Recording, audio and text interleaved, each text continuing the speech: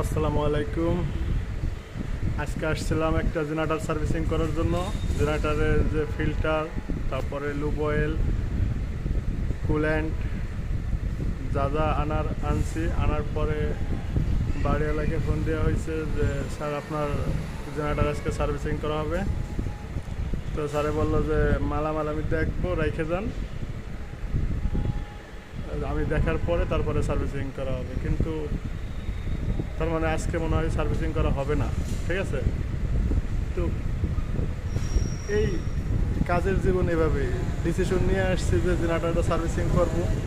আজকে আরও অনেকগুলো সার্ভিসিং করার পরে তারপরে যাব, কিন্তু আজকে কাজটা হলো না। এখন এভাবে এই ফিল্টার, লুব অয়েল, কুল্যান্ট সব রেখে যাচ্ছি। স্যারে যখন ফোন দিবে তারপরে হলো গিয়ে সার্ভিসিং করতে আসতে হবে। এই তো আজকের আপডেট।